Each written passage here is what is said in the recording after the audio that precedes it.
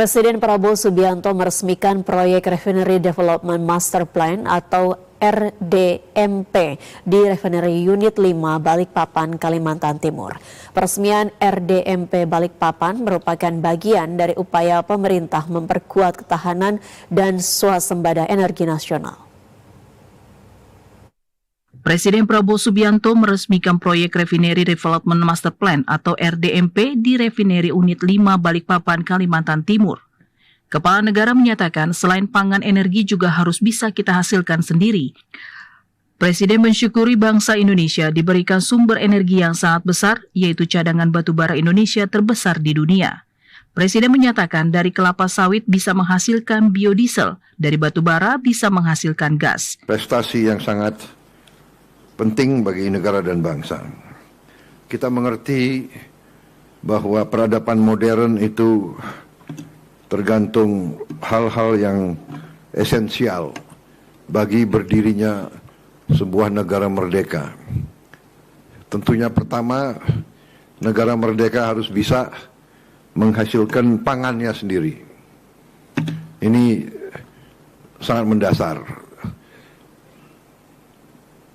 Tidak masuk akal suatu negara ingin merdeka kalau tergantung makan dari luar negara tersebut. Dan ini harus kita yakini. Yang kedua, selain pangan, energi juga harus bisa kita hasilkan sendiri.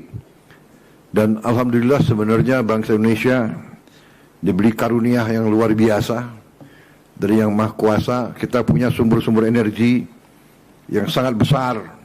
Proyek ini merupakan komitmen pemerintah melalui PT Pertamina untuk mencukupi kebutuhan energi dalam negeri. RDMP ini memungkinkan kilang Balikpapan untuk menghasilkan produk petrokimia sekitar 283.000 ton per tahun. Kilang Balikpapan akan memiliki kapasitas pengolahan mencapai 360.000 barel per hari. Kapasitas ini setara dengan 22 hingga 25% atau seperempat dari kebutuhan nasional akan dihasilkan dari kilang Balikpapan. Ratusan pelajar antusias menyambut kedatangan Presiden Prabowo Subianto di Balikpapan, Kalimantan Timur. Informasi selengkapnya akan dilaporkan Dimpos Sinaga. Dimpos, bagaimana sambutan masyarakat terkait dengan kunjungan kerja Presiden Prabowo di sana? Selamat petang Maya Karim dan juga saudara, dapat kami informasikan terkait dengan kedatangan Presiden Republik Indonesia Prabowo Subianto ke kota Balikpapan. Tadi siang sekitar pukul 13.00 waktu Indonesia bagian tengah, awalnya petugas TNI Polri telah melakukan pengamanan dan juga sterilisasi di kawasan Lapangan Merdeka Kota Balikpapan atau di sekitar Jalan Jenderal Sudirman Kota Balikpapan.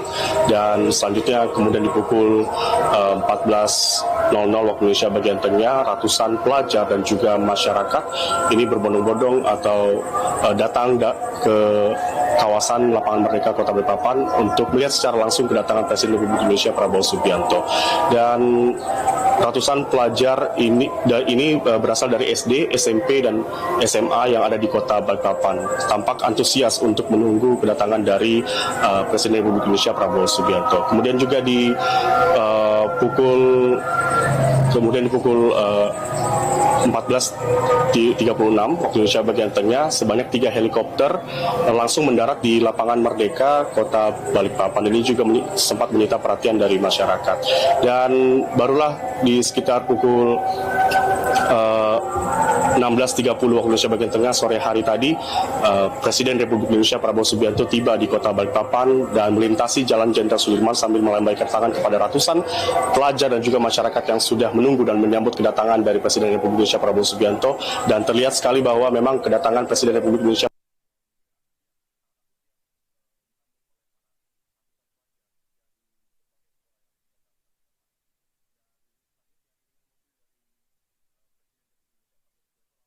Presiden Republik Indonesia Prabowo Subianto langsung menuju ke lokasi RDMP, Refinery Development RDMP Balikpapan yang memang diagendakan untuk meresmikan RDMP Kota Balikpapan. Kemudian dari RDMP Balikpapan, Presiden Republik Indonesia Prabowo Subianto langsung menuju ke kembali ke lapangan Merdeka Kota Balikpapan sekitar pukul 18.30 waktu Indonesia bagian tengah dan naik ke helikopter, kemudian langsung helikopter kemudian membawa Presiden Republik Indonesia Prabowo Subianto menuju ke lokasi selanjutnya, yakni ke Ibu Kota Nusantara. Demikian informasi yang dapat kami laporkan dari Kota Balikpapan. Kita kembali ke studio.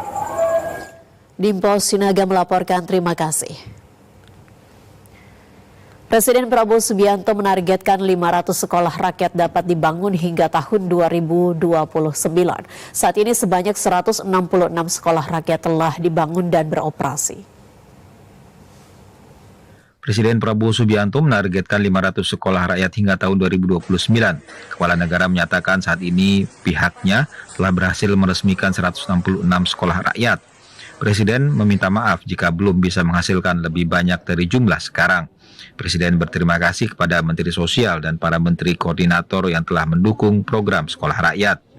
Presiden Prabowo menyatakan hari ini jumlah siswa di sekolah rakyat berkisar 15.000 anak. Akhir tahun ini akan mencapai 30.000. Presiden menargetkan setiap sekolah rakyat terdiri dari 1.000 murid. Masa seperti itu, Bapak?